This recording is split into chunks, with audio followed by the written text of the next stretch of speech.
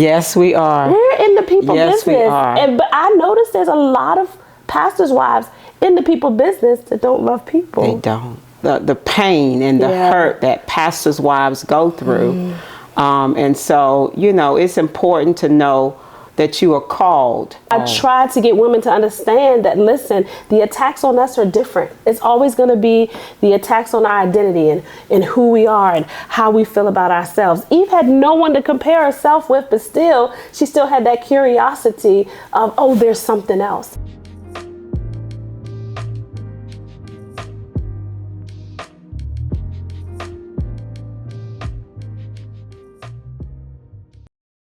Hello, my name is Jacqueline Renee from the Jacqueline Renee Show, and I am super excited on this podcast that we are about to start. This is season 1, episode 1 of The Secret Society of a Pastor's Wife. I have my good friend, Pastor Portia Taylor, with me today. We're going to start off with the season 1, episode 1, with talking about the pastor's wife's charge. Oof. What does that mean to have a charge on a pastor's wife? Stay tuned because we're going to get into it. We're going to have a conversation, Pastor Portia, and I am just super excited. What does it mean to be a pastor's wife and have a charge? We know our husbands have a charge. Yeah. But we got a charge too. We got a charge too. Yes. And so I want to just introduce this great woman of God that I've been knowing for many years. I am so excited that she's here with us on today. So Pastor Portia, tell us who you are. Listen, first I want to say thank you so much for inviting me. I feel so special. I am special, by the way, but I feel so special that she would have me as her first guest, episode 1, season 1. So first, let me say congratulations. I know this has been in your heart for many, many years, and I don't know how you do what you do. I mean, because your host, let me tell you, she's a semicolon woman, meaning she has Pastor Jacqueline, semicolon this, semicolon this. And so congratulations on doing everything that's in your heart to do. Well, thank you. And so who am I? I'm be honest, I'm still in discovery. It is such a loaded question, but yes, I am a pastor's wife. I pastor alongside my husband, Pastor Taylor. Let me tell y'all something. He is fine, bald head, chocolate man down in Charles County. We pastor Victory Christian Ministries International of Charles County. We're a location of Victory under Apostles Tony and Cynthia Brazelton. And gosh, this year we've been in ministry for 15 years. Wow. 15 years. It has been such a journey. We have one beautiful entrepreneurial daughter named Paris. Yes. She's a senior this year. Yes. Going to college. And so still trying to embrace that. But and I have to say I'm happy to be here because if it wasn't for you, she's helped me along the way in this pastor's wife space and making sure my mental health is good. And so maybe we'll talk a little bit about that too. But thanks for having me. That's who I am. Yes. Well, I want to get back to Paris. Is Paris going to High Point? Is she going to go to High Point? Oh my gosh. So Paris is right now still trying to decide. Okay. Mommy and Daddy want to go to High Point. Literally every time I go on campus, I'm like, this is my college. Oh yeah. We said the same thing. Yes. Her hesitation is being that far.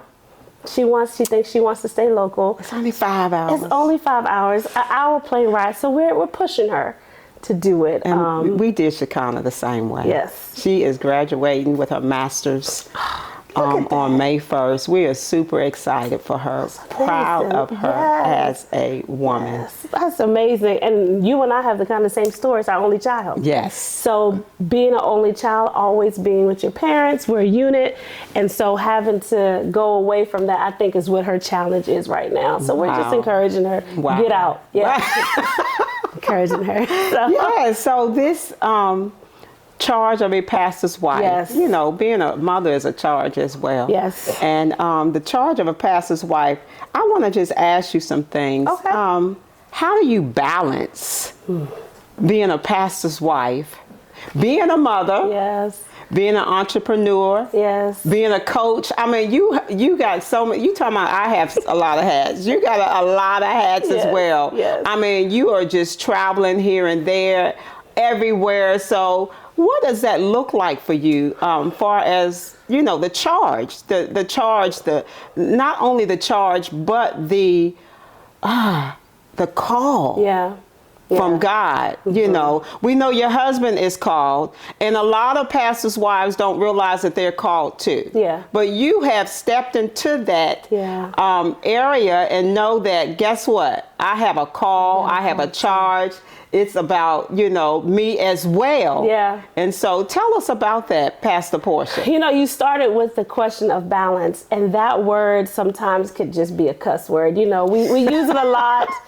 But it can be challenging, to balance everything. And what I've learned is to just make sure you stay Christ-centered. Yes. And when you are Christ-centered, you allow Christ to give you your day. Yes. And so for me, it's about priority in different seasons. And so in one season, it may be mom season where everything else kind of takes a back seat. And in one season, it may be pastor's wife season or just supporting my husband. So just walking with God, knowing how I need to show up in that season and not getting overwhelmed with all the tasks at hand, and so that's been kind of a dance I do. Yes. I think it's a dance we all do. Yes, absolutely. Just following God in it, Absolutely. Just following God. I've learned that sometimes you can throw stuff off the ship so you don't sink, I always say, it's Ecclesiastes, I think it talks about how your plate shouldn't be too full. Right. And so even in the natural, right, if we have food hanging off our plate, it's gluttony. And so, wow, I didn't know that. Yes. I need to move some stuff off. So you've got to learn. I always say, when I put something on my plate, what did I take off? Okay. And that's kind of how I live my life. God, what am I supposed to be doing in this season? If you're adding, what needs to be taken off? What needs to be offboarded? And so I'm really, really just aware of that in my life, because I'm someone who can just keep putting on. You look up and you're sinking. Oh yeah. And so I've learned how to walk with God with that. Like how there's divine entrances, but what about the divine exits? So let me ask you this: what are some of your strengths that you have realized as a pastor's wife that you actually can use now? And then I want you to tell me some of your weaknesses, because we don't want to talk about our weaknesses. We do have those weaknesses, and that's what gets us in trouble, because we want to hide those things as a pastor's wife. So share with me, what are some of your strengths? I will say, this is going to be a unique answer, but I think my strength and my weakness is almost the same. Okay. And so I think my greatest strength, which I call it my secret sauce, my cape, is I have the ability to make everybody feel comfortable.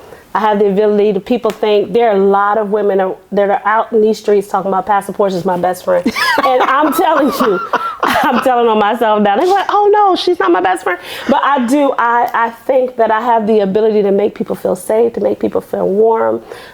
I'm a good friend, you understand? And so I think that has over the years been my secret sauce, just being a good listener, making other women feel safe. But then that could be my weakness too. Yes. Because sometimes I can see that. Yeah, it's like it's good to have an inner court, people you really trust, but when your court is too full, there's too many people up in there. Oh my God, that is and so that has good. Also been my weakness, and just being misunderstood sometimes, and people, monopolizing your time and things like that. And so it's not burdensome, because I really love people. I really do. Even in my church, I love the women in my church. I love spending time with them, but there's times I have to say, leave. I need a minute. So I would say it's my strength and my weakness to really love people. Because we're in the people business. Yes, we are. We're in the people business. Yes, we are. But I noticed there's a lot of pastors' wives in the people business that don't love people. They don't. Yeah. I've met several pastors' wives who don't love people. Yeah. And they show it on their face. Yes. Every Sunday when they come into the church. Yes. They don't want to be bothered. Yeah. They show, that sadness or whatever it is that they're struggling with. Yeah. And some of it, I believe, is because of some things that they may be going through at home. Yeah. Sometimes we have to understand that a pastor is the one that's getting all the attention. Yeah. Okay? Yeah. And so a pastor's wife, if they are seeking attention, we talking about that charge. Yes. Yeah. If they're seeking attention, they're not going to feel like, right, going to church, because guess what? They're not getting the attention probably at home. Exactly. And then they may not be getting it at church. Right. And when everybody is pastor, pastor. Yes. Yes. I just want the pastor. Yes. I had someone to tell me that. I just want the pastor. Well, guess what? Me and the pastor is as one. Yes. And I'll be like, and I'm Pastor Portia. Okay. Yes. You want the pastor? I'm the pastor too. Yes. So that's something to consider too. Yeah. Those pastors' wives that don't like people. It's not that they don't like people. I want to just go back to they've been hurt. They've been hurt. There's a story. Yes, there's a story. A lot of times there's a story.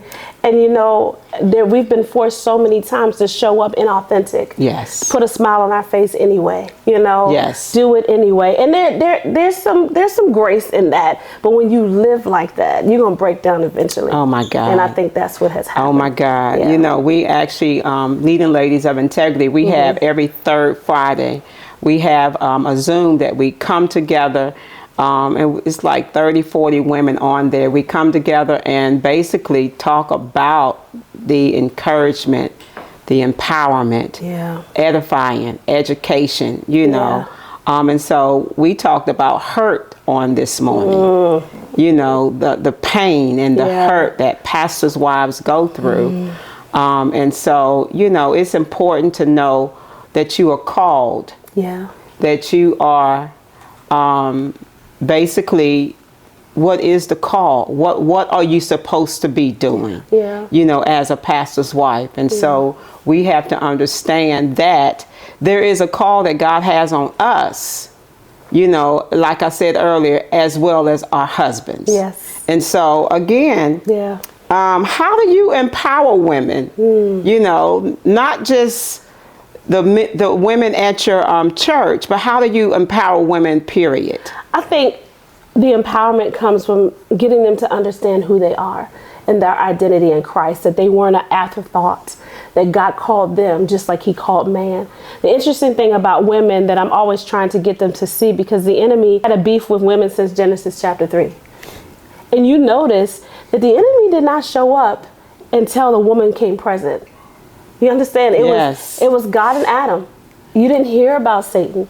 But the moment he put a woman there, then he shows up. Wow. And so I try to get women to understand that, listen, the attacks on us are different. It's always going to be the attacks on our identity and who we are and how we feel about ourselves. Eve had no one to compare herself with, but still, she still had that curiosity of, oh, there's something else. And so I'm always trying to empower women. One, you are enough. Yes. You are enough. You don't have to look for anything outside of you. God put everything in you that you need. All you have is all you need. Because I think our biggest challenge is always trying to compare ourselves, trying to be more, trying to do more. And that is really the thief of joy. And so I'm always telling them, look, girl, you're enough. You're unique, and we're all too unique to be compared fairly. Yes. You know what I love about you, though, Pastor Portia? You did a play maybe about 2 or 3 years ago, and the play was basically dealing with how you were actually Eve. You felt like you were Eve. You felt like you were Hannah. You felt like you were all those different, you know, Esther, those different women in the Bible. And it just spoke to me because, you know, we read about these great women in the Bible, you know, the charge that they had to actually have in the Word of God. And so when you had that play, it was just so, I mean, so funny for one. Tell us about that play. You know, since the age of 15, I used to have a challenge understanding the Bible, as I'm sure everybody has at one point in life. And my mom ran a daycare. And so she would put on these little Bible stories for the kids. And it just intrigued me because it made me want to read my Bible. So it was always Esther and Eve and all these things. And I have a vivid imagination. So I learned at a young age, don't just read the story, be the story. What can you pull out of everybody's story? And I would start with Eve, and I used to ask questions like, I ain't crazy, but I talk to the people in the Bible. So I'll be like, look here, Eve, why were you talking to a snake? Like, I really wanted to know. you're talking to a snake. And, you know, she answered me. I'm telling you, she answered me. She said the same reason why you do. Women talk to snakes every day. And then, you know, I really began to study the text, and I saw that he didn't present himself as a snake. We always think things that are gold are God, and they're not. And everything good ain't God. You know what I'm saying? And so I got in the story with her. Oh, I understand now why she gave her attention to something to distract her from her purpose. You know what I'm saying? And I understand now why that snake came from her, because we're created different than the man. And so I had to put myself in the story and say, okay, I understand why Eve did what she did, but how can I make a different decision than what she made, and let this story really speak to you. And I did that with every woman in the Bible. Wow. Yeah, it was comedic as well. I so enjoy that. Yeah. And so tell us about also, far as a pastor's wife. Yeah.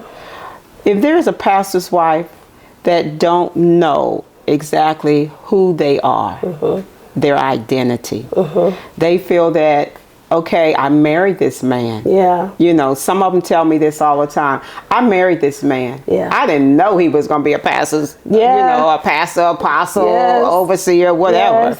I didn't sign up. Let me just say that. They tell me, I didn't sign up for this. I didn't sign up for it. So some of them basically are just stuck in that I didn't sign up for this.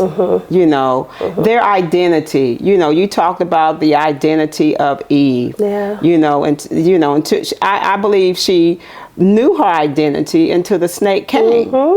Yeah. You know. Yeah. And so talk to the pastors' wives. Yeah. You know, we talking about the pastor's wife charge. Talk to those ones who feel like they don't have a calling. They don't have anything to offer in the church, in the congregation.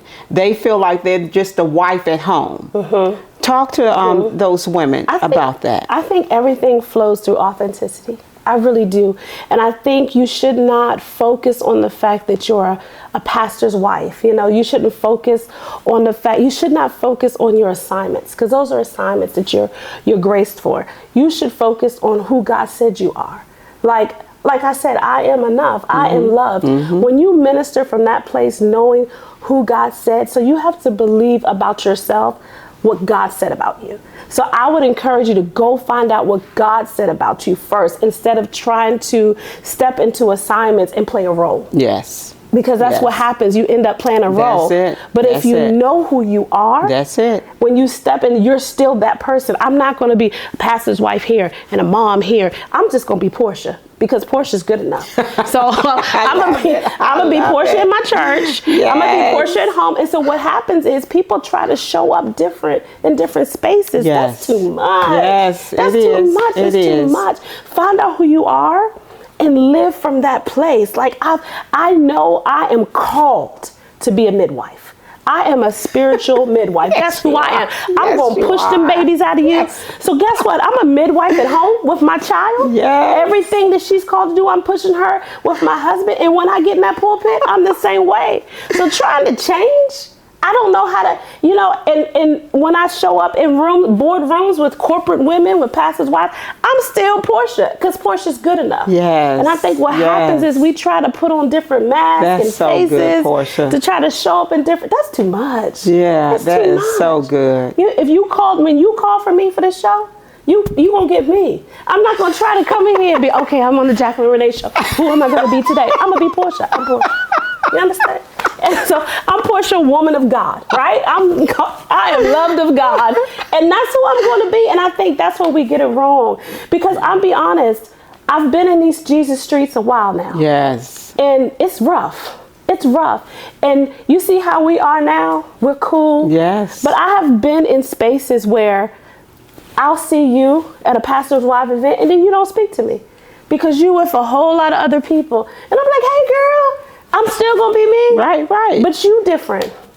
And I don't understand that. Just be who God's called you to be, no matter who. I don't care, Barack Obama in the room, Jesus Christ. I don't care, whoever. I'm still going to be me, because me is good enough. I love it, because me is good enough. Wow. Yeah. If I had my pom-poms, I'd be cheering you on right now, because that's good. Yeah. And that's what pastors' wives got to understand. Your charge is to be authentic. Yes. Your charge is to be who you are. Yeah. You don't have to be the choir director. You don't have to be the piano player. You don't have to be the one preaching the word. Yeah. You don't have to be the one that, is over the Bible study or Sunday school. If you know that you are comfortable in the role that you're playing, maybe you're just sitting on the front row. Yeah. I'm not going to push you off that front row. Sit there until God gives you your assignment. Get with your husband. Because, a lot of pastors' wives, Portia, I don't know what I'm supposed to be doing. He won't let me do anything. Mm-hmm. Yeah. But get with your husband and see where you can help him in ministry. Yeah. That's what your call is. Yes. It's not to be upset, sitting on the front row. Don't cheer your husband on when he's preaching. Yes, still support him. Still be his biggest cheerleader, because he needs you. Yeah. That's your call. Whatever God has told you to do, go and pray about it. Mm-hmm. Ask God, what am I supposed to be doing in this ministry? I didn't want to be called to this. However, I'm in it now. Yeah. Some of you been in it 10 years and still complaining. It's time to know what your call is, on what God wants you to do. Pastor Portia, thank you so much for being on my first episode. Oh, thanks for having me. First season, the pastor's wife, the secret society, because there is some secrets Lots of them that we as pastors' wives hold to our heart. And so we just thank you for joining the Jacqueline Renee Show. We are super excited you joined our first episode. Stay tuned for more episodes. Thank you for tuning in today to the Jacqueline Renee Show. I've been so honored to be here with my good friend, Jacqueline Duncan. Listen, don't forget to like, comment, and subscribe. You don't want to miss the next episode. It's going to be just as juicy, okay? And so don't forget, tune in whenever Jacqueline Renee pops up. Love you guys.